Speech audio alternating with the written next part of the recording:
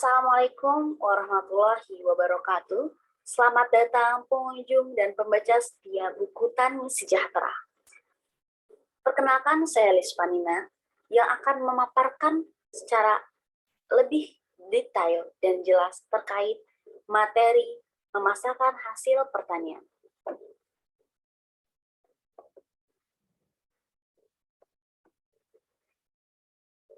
Setelah mempelajari terkait bagaimana menanam beberapa jenis produk pertanian, selanjutnya adalah cara memasarkan hasil pertanian.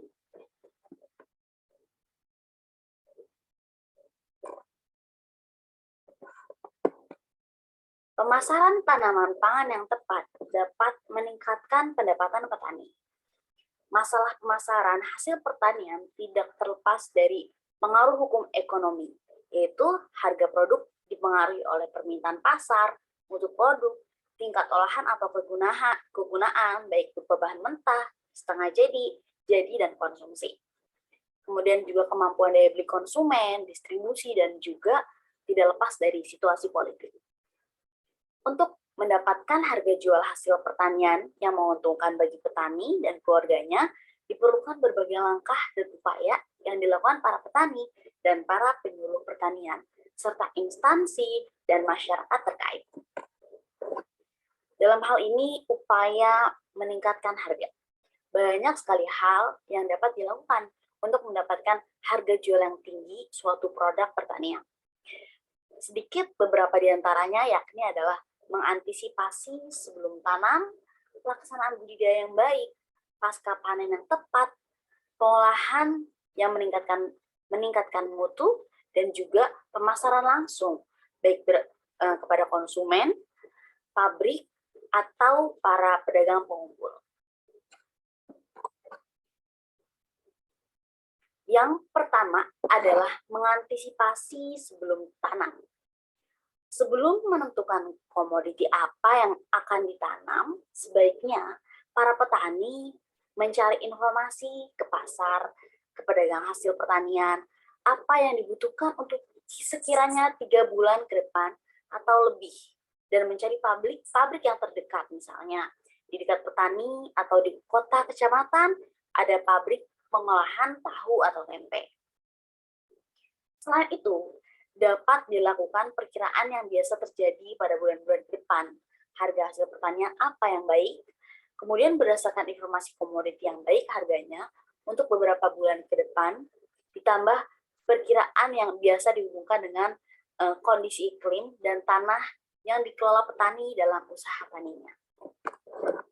Langkah yang kedua adalah budidaya yang baik dan pola tanam.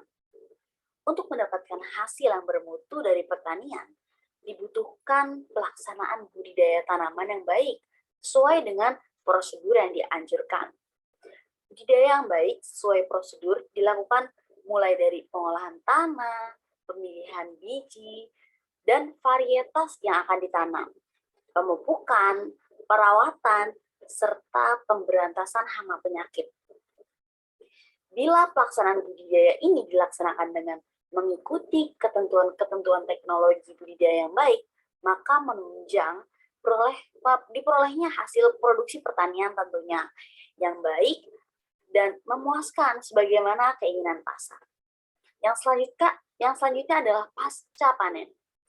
Pasca panen yang dilakukan sesuai dengan anjuran tentunya akan memperoleh hasil yang baik pula. Langkah selanjutnya adalah pengolahan hasil. Untuk mendapatkan nilai tambah hasil, maka petani harus berusaha mengelola hasil yang diperolehnya menjadi bahan yang lebih meningkat mutu gunanya. Artinya, produksi yang diperoleh dari hasil pertaniannya diupayakan menjadi lebih meningkat kegunaannya. Sebagai contoh, hasil kacang kedelai diolah menjadi tempe, tahu, kecap, atau lainnya. Hasil jagung muda diolah menjadi jagung rebus, jagung bakar, atau lainnya. Hasil ubi kayu diolah menjadi keripik singkong, getuk, kolak, gaplek, dan lain-lain. Perlu diingat, pengolahan hasil pertanian yang diperoleh harus diolah sesuai dengan permintaan pasar yang ada. Dengan begitu, maka produk-produk hasil pertanian pun terarah siapa yang akan menjadi pembelinya. Sebaiknya, bila ingin mengolah produksi hasil pertanian yang diperoleh menjadi barang mentah setengah jadi ataupun langsung dapat dikonsumsi, harus dipastikan dulu dengan rekanan, pedagang, atau konsumen yang akan menampungnya. Pada calon pembeli, bahan produksi pertanian yang akan kita olah dipastikan dahulu mutu yang akan dibuat, jumlah yang akan ditampung, dan harga beli yang disepakati bersama. Penjajakan calon pembeli ini sebaiknya dilakukan sebelum tanam dan dipastikan lagi kesungguhannya pada waktu akan panen tiba. Dengan demikian, ketentuan penjualan produksi yang akan diolah akan lebih terjamin. Bila memungkinkan, upayakan adanya perjanjian yang saling mengikat dan saling menguntungkan tentunya di antara pembeli, petani, dan juga calon pembeli. Selanjutnya adalah memasarkan langsung. Semakin pendek pemasaran antara produsen dengan konsumen, maka semakin besar juga nilai jual yang diperoleh petani dan semakin besar juga penghasilan yang diperoleh petani tersebut. Sebaliknya, semakin panjang rantai yang dilalui dari produsen ke konsumen, nilai jual yang diterima petani, dan semakin panjang rantai yang dilalui produsen ke konsumen, maka semakin kecil nilai jual yang diterima petani. Yang akhirnya nilai hasil yang diperoleh petani menjadi kecil. Dan kadang kala petani menjadi merugi bila dihitung secara usaha tani.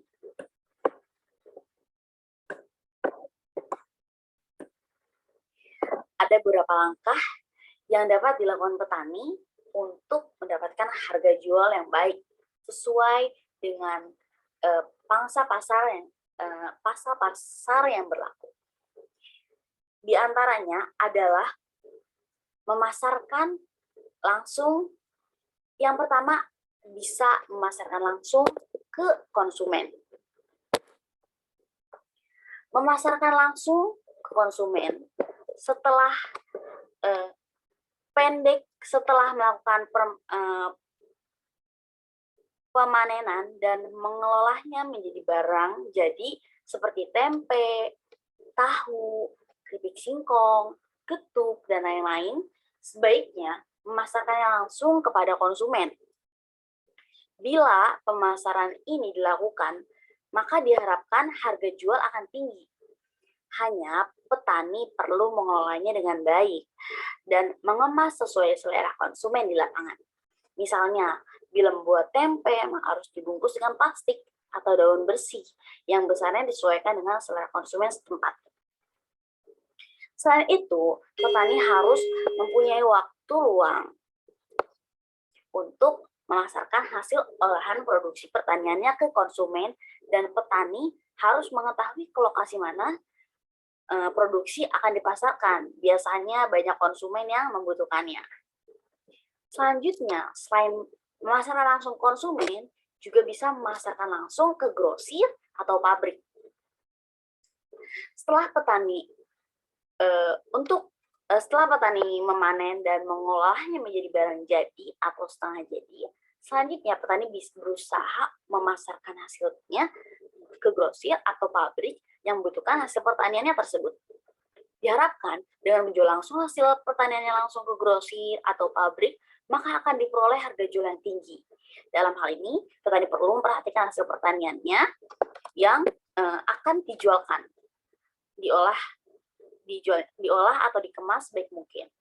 Untuk menghindari penolakan dari grosir atau pabrik, sebaiknya contoh hasil yang akan dijual diperlihatkan dahulu ke grosir tersebut, sehingga kualitas seperti warna, besar biji, kandungan air, dan rasa, serta jumlah dapat disepakati terlebih dahulu antara petani yang akan menjual dan pihak grosir atau pabrik yang akan membeli. Diharapkan dengan cara petani akan memperoleh nilai jual yang tinggi, lebih menguntungkan. Selanjutnya adalah memasarkan langsung ke pedagang pengumpul. Untuk daerah-daerah yang jauh dari kota, pasar, grosir, dan pabrik, maka terpaksa petani menjualnya kepada pedagang pengumpul yang datang ke desa atau ke usaha taninya langsung. Untuk mendapatkan harga jual yang layak, sebaiknya petani tetap melakukan pengolahan hasil dengan sebaik-baiknya. Mungkin misalnya menjadi barang setengah jadi. Contoh, kacang kedelai yang telah dibersihkan dari kulit polongnya dan kadar airnya lebih kurang 95%, jagung telah dibipir dari tongkolnya dan dikeringkan sehingga kadar airnya lebih kurang 95%. Sehingga mutu hasil pertaniannya akan dijual cukup baik. Selanjutnya, petani harus mencari informasi harga melalui informasi pasar hasil pertanian via radio, penyuluh pertanian, dan membandingkan antara pedagang yang satu dengan pedagang yang lainnya. Bila penawaran dari pedagang yang akan membeli rendah atau di bawah harga pasar, maka petani jangan cepat-cepat menjualnya. Usahakan bertahan dan upayakan secara kelompok menjualnya. Bila perlu, utus perwakilan kelompok ke pasar atau ke pedagang di kota untuk mendapatkan harga jual yang baik. Diharapkan dengan cara ini, petani bisa mendapatkan harga jual yang layak, sehingga petani masih memperoleh hasil yang menguntungkan di dalam usaha taninya. Kemudian, ada hal-hal yang dapat dilakukan untuk penyuluh pertanian. Yang pertama adalah cari informasi pasar tentang harga komoditi pertanian ke pabrik, pedagang pasar, grosir, dan konsumen. Yang kedua, informasikan harga produksi komoditi pertanian saat ini dan yang akan datang lebih kurang 3 bulan ke depan ke petani. Yang ketiga, cari pedagang besar, grosir, dan pabrik yang mau membeli hasil produksi petani dengan harga yang tinggi. Kemudian hubungkan juga ke petani. Kemudian yang keempat adalah cari informasi cara pengolahan hasil produksi pertanian menjadi bahan setengah jadi atau bahan jadi atau konsumsi. Kemudian yang kelima adalah buat percontohan dengan petani dalam pengolahan bahan produksi pertanian menjadi bahan setengah jadi dan bahan jadi atau konsumsi. Kemudian upayakan petani melaksanakannya. Demikianlah materi terkait cara memasarkan hasil pertanian.